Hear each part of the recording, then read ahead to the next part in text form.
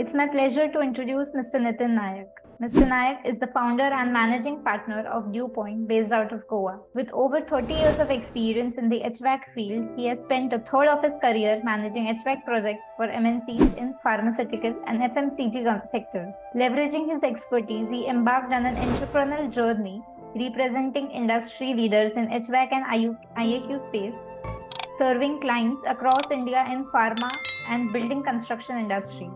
He activates the HVAC profession and represents his peer through regional leadership roles in ASHRAE, ISHRAE, and IAQN.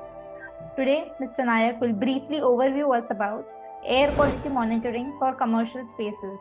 So, without further ado, please welcome Mr. Nayak. Thank you, Darshana. Is my presentation visible? Yes, sir. Okay. So today we are going to talk about IAQ monitoring for commercial spaces. To begin with, we have a building problem.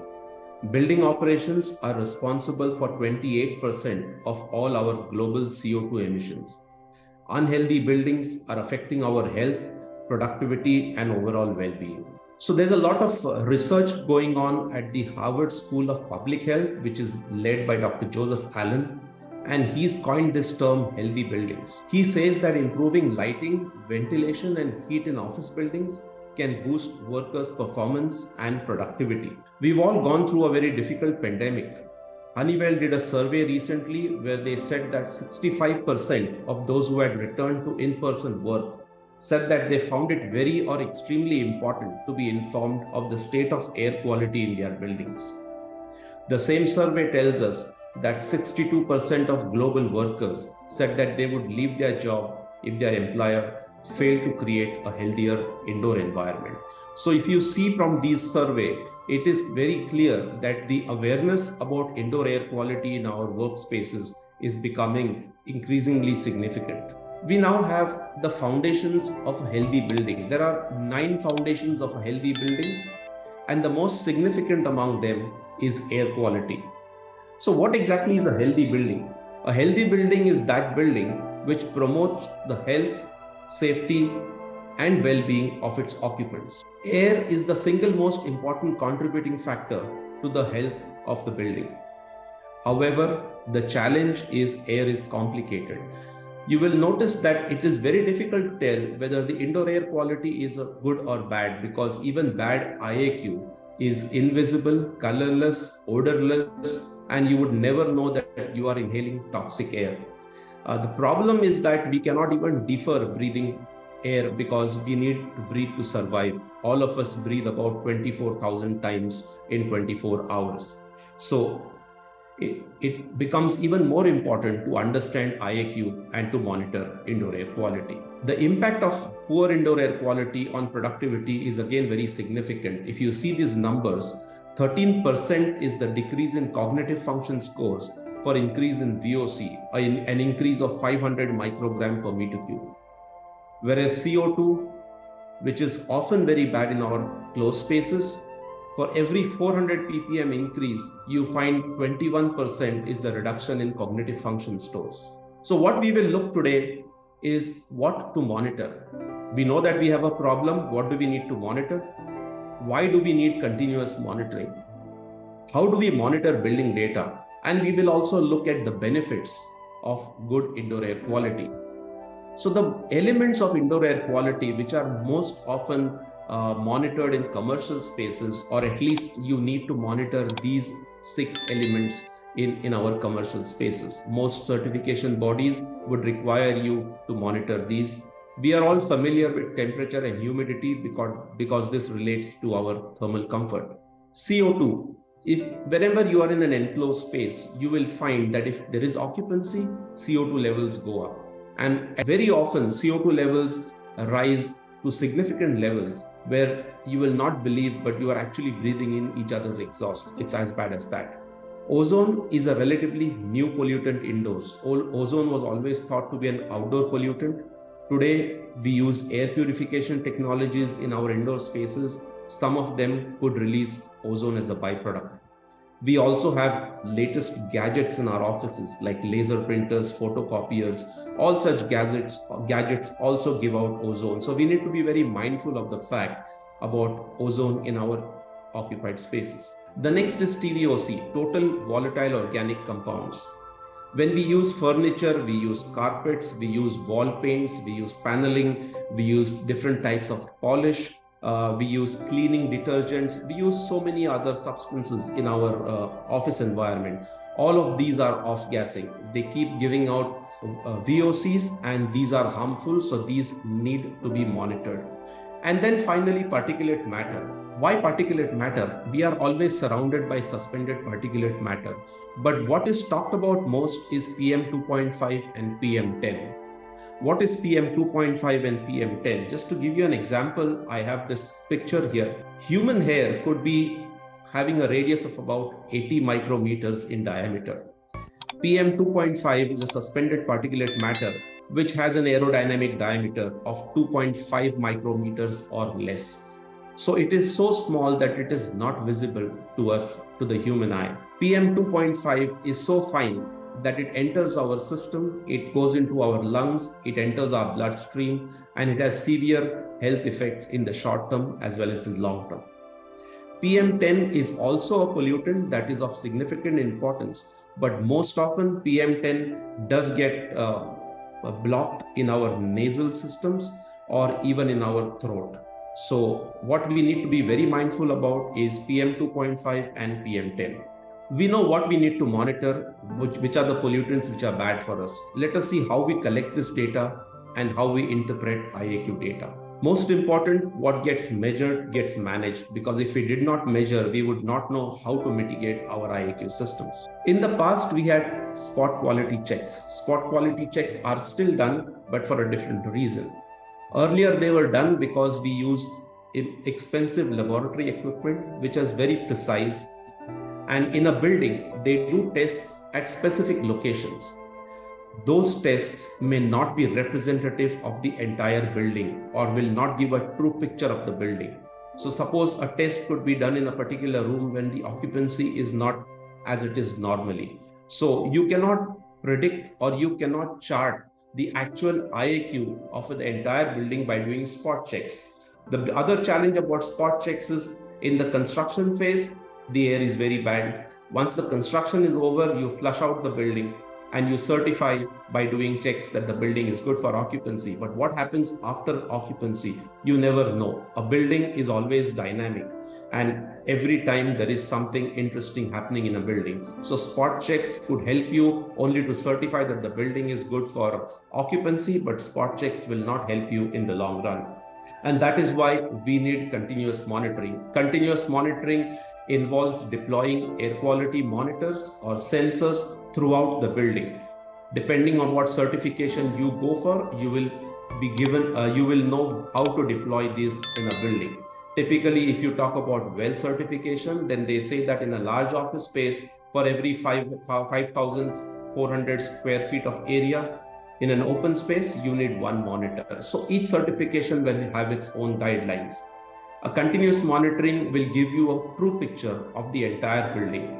It is data-driven and it helps improve the HVAC and ventilation performance. It optimizes the performance, HVAC performance of the building, and also takes care of the health, safety, and well-being of the occupants. So how would you select an IAQ monitor?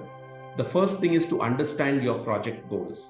Is the building undergoing certification? If the building is undergoing WELL certification, RESET certification, or SafeItWell, each of these certifications have specified what kind of a device should be sensing the indoor air quality. So you need to be mindful of that and you need to select your device accordingly. You also need to know what kind of data your device collects. How does it store the data? Does it have enough memory? Does it also store the data on the cloud so that you can access historical data when you need it? Does the device have a display? Do you want a device with a display or without a display? So all these considerations have to be taken care of while selecting a device for a particular building. You also need to understand that this device needs to be connected to a building automation system to be most effective. You need to find out the existing building automation system in the building, or if it is a new project, what is the BMS system which is coming there. If your device is not compatible with that system, then you will have you will have problems right from the very beginning. So all these things, because when you have a building automation system, then it helps you have a complete closed loop process where any parameter going out of bounds is mitigated at that moment itself. And the most important consideration while going in for a device is to look for calibration requirements. Most often this is overlooked, and then people after 1 year wonder what to do with the device that they already have. Calibration is normally undertaken in a laboratory. So the device has to be removed from site, sent to a lab, calibrated and got it back. Imagine having 50 or 100 devices in any building. Most often now you always have at least 40 to 50 devices in every building. It's a huge logistical exercise to remove the devices, send them to a lab and get it back. It also causes downtime within the building. And at the same time, all calibrations does not mean replacement of sensors. If the calibrating laboratory says that a device has 2 or 3% error and sends it back, you have to incorporate that error in your system. But the fact that there is an error means the sensor has started degenerating. And any sensor which has started degenerating, the error will not remain steady. No one knows what will happen after a few weeks. So you must have a device which can be calibrated, or where the sensors can be replaced on site. That way you have good calibration, you replace the sensors, and you also have less downtime. Here is a typical view. Most often now when you enter some corporate buildings, you find that they display air quality right at the entrance. It's a good practice. Somehow we should have this in most of our public buildings, where any visitor or an employer who's entering the building knows what is the air quality in that particular building. Buying a device or installing a hardware is the least of the problems today. What you need is good data analytics, and that is why any device which is installed in a building for monitoring IAQ must have a good backend software, or what we call as a dashboard. It should have advanced IAQ data analytics and reporting, where a very simple picture is provided to the user and to the facilities manager. There is no point in providing raw data, which is complicated, and by the time you employ people to analyze that data, the problem would have even multiplied. So you have traditional reporting where you would collect data and then aggregate that data, and then you require trained people to analyze that data. By the time the analysis is done, it's too late. So you need AI-powered suggestions to find out what to do with your data. And the dashboard should be able to tell you, it should be real-time, reliable, and it should be shareable. Certification bodies like RESET, in fact, ask for raw data of 90 days.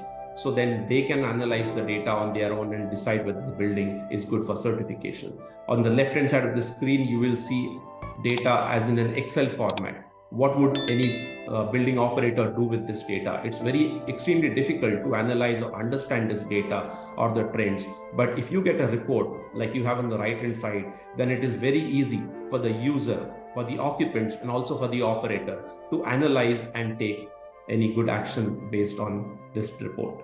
If you have a good dashboard, you can dive into each parameter and identify any trends. For example, over here is an example where you see that on the 3rd floor, you have far fewer VOCs. It's bad on the 2nd floor, it's worse on the 4th floor. If you have this historical data, then the insight can be tied to material choices. You could find out that different building material was used on, say, 3rd floor, which led to fewer VOCs or whatever. This kind of data helps you find and mitigate your IAQ situation. So now that we know what we need to monitor, we know how to monitor. What happens when you have clean air? Because you invested a lot of money in monitoring data or even trying to mitigate, what are the benefits of having clean air? So the first thing is you generate value. Healthy and productive people in your organization, you are the top employer, and commercial real estate increases. For example, JLL did a survey recently where they said that 13% is the average rental premium for a green certified IT building, and 36% is the average premium in non-IT buildings. So Return on investment is excellent for a developer. Any HVAC system consumes a lot of energy. So for that, if you have good IAQ management, you optimize your HVAC system. So it's a win-win situation. And lastly, the most important is IAQ data can be complicated, as I showed earlier. So you need a system that will analyze this data, will provide suggestions for you on how to go about based on historical trends. We can even forecast demand so that you maximize time, you save time, and that is why IAQ is most important. That is all I have today. Thank you. Thank you, Mr. Nayak, for sharing and highlighting the significance of air quality monitoring for commercial spaces. Delegates, I hope you are enjoying the session. If you have any questions for panelists, please put them in Q&A box. We will return to you with answers at the end of the session.